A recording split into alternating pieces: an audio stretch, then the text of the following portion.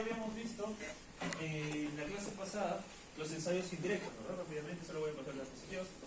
Habíamos hablado de lo que es refracción sísmica, que indicaba la fuente activa en un golpe con un martillo sobre el suelo y nosotros medíamos la primera llegada de las ondas. Así como cuando ocurre un evento sísmico nosotros percibimos un movimiento previo, esos movimientos son las ondas P, son las ondas primarias, las primeras que llegan a, digamos, una serie de sensores o que nosotros podemos ver. Así que nosotros podemos obtener un perfil de variación de esas velocidades, ¿no? La velocidad a la cual viajan esas ondas, ¿no? Por ejemplo, este estrato se caracteriza por esta velocidad, este estrato se caracteriza por esta velocidad y así sucesivamente. Si analizamos los tiempos de llegada de esas ondas, cada cambio de pendiente significa que tenemos una diferencia de estrato. Por ejemplo, este es el estrato 1, aquí está. Este es el estrato 2, aquí. Lo propio con el 3 y finalmente con el 2. ¿Ok? Ese es el ensayo de refracción. ¿Sí? Luego tenemos el ensayo de ondas superficiales, sin mucho detalle, porque eso no es un curso de dinámica, sino todo lo contrario es de mecánica, es poder evaluar el perfil estratigráfico, ¿ok? Pero en función de la velocidad de propagación de las ondas S, que son las ondas que tienen mayor energía y por ende mayor capacidad destructiva. Cuando ustedes registran o cuando sienten un movimiento sísmico, lo primero es un pequeño movimiento y después un sacudón fuerte. Ese sacudón fuerte principalmente está representado por esas ondas S. Y nosotros tenemos que evaluar actualmente cuáles son las velocidades de propagación de estas. ¿Ok? ¿Por qué? Porque ahora los códigos sísmicos evalúan esa velocidad promedio en los primeros 30 metros para clasificarlos sísmicamente. Valores altos de velocidad significan que el suelo es bastante rígido y por eso se clasifica, como indica aquí, como materiales bastante competentes, ¿no? Roca dura, roca, etcétera, etcétera. Mientras va decreciendo ese valor de velocidades aquí en esta columna, pues va decreciendo también la compacidad o la consistencia de los materiales. ¿Ok? Aquí lo tenemos tanto para la parte de la norma estadounidense, la norma chilena y la norma europea. ¿Así? Este es un perfil, pues ya lo vimos. Luego, lo que hace el georradar es utiliza la sísmica de reflexión, un emisor y un receptor, ¿okay? Para eventualmente, por ejemplo, lo que se puede hacer y lo que hicimos ya hace algún tiempo es la ubicación de tuberías enterradas. No sé si recuerdan, hace unos años, creo que en 2020 o 2019, ocurrió un aniego en la estación Pirámide del Sol en el Metro de Lima, en San Juan de Lurigancho. ¿Okay? Entonces no se estaba siguiendo muy bien el procedimiento de cambio de dirección de las tuberías, entonces nos llamaron para poder utilizar el radar y de verdad identificar por dónde está el trazo de la montante de la tubería. ¿Okay? Como digamos la tubería enterrada, si este es el suelo, un perfil del suelo, y aquí tenemos una tubería, ¿okay? Entonces si yo emito y recepciono, digamos, cierto tipo de energía, voy a poder identificar esa irregularidad, ¿verdad? A través de esta reflexión de los rayos que emite un radar. ¿Ok? Lo demás es poder evaluar la tomografía de resistividad eléctrica. Los materiales conductores son los que tienen la menor resistividad, ¿ok? Es decir, la menor resistencia al paso del agua.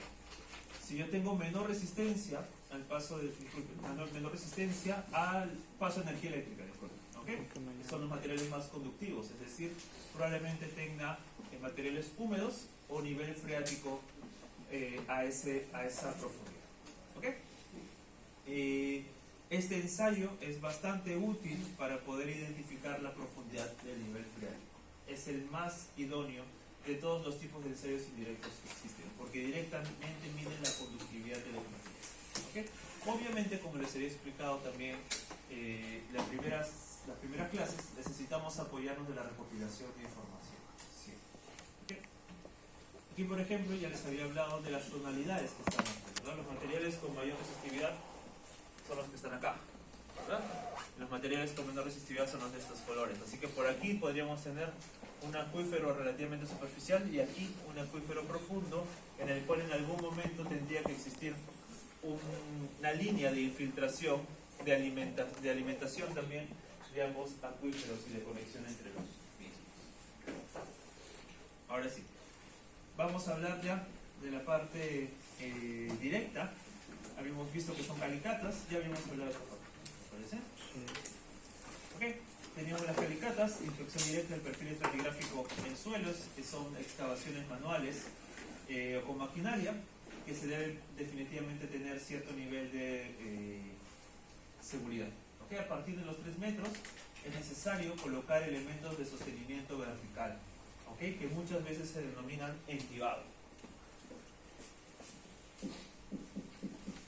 Estamos hablando de entibados de madera, entibados de acero, ¿okay? Que van a permitir la estabilidad de las paredes para evitar, valga la redundancia, que exista un desprendimiento del material.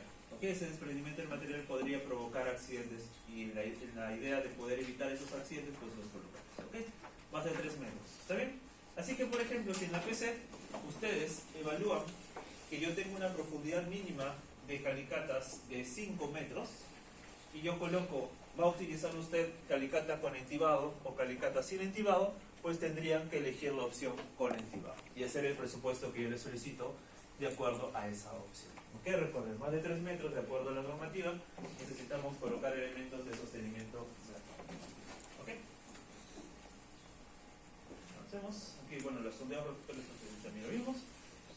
Las perforaciones diamantinas en función de la dureza de los materiales. Si yo encuentro un material o encuentro roca, tendría yo que utilizar una perforación diamantina, o si encuentro grava muy compacta, perforación diamantina cuya broca, digamos, de perforación sea lo suficientemente dura o más dura que el material que yo he encontrado para que se pueda permitir esa perforación. ¿Ok? Muchas de las veces se necesita un líquido lubricante, ya sea agua a presión para permitir agua a inyección para que permita facilitar esa perforación. ¿Okay? Los sondeos mixtos son la combinación de un equipo de sondeo rotatorio y un equipo de penetración estándar, que es lo que está en las siguientes diapositivas. ¿Okay? Habíamos visto también que las perforaciones diamantinas tienen una secuencia y los testigos de las perforaciones diamantinas, las muestras de las perforaciones diamantinas, se colocan en una secuencia de cajas que a la vez identifican una secuencia de los materiales. ¿Ok? Ya les había hablado de esta caja y que tiene pues un tramo de 4 metros 30, disculpen, desde 4 metros 30 hasta 9 metros, y se identifican algunas etiquetas, principalmente donde existe transición de los materiales. Ven aquí, la diferencia de este material y este, la diferencia de este material y este, se colocan una serie de etiquetas que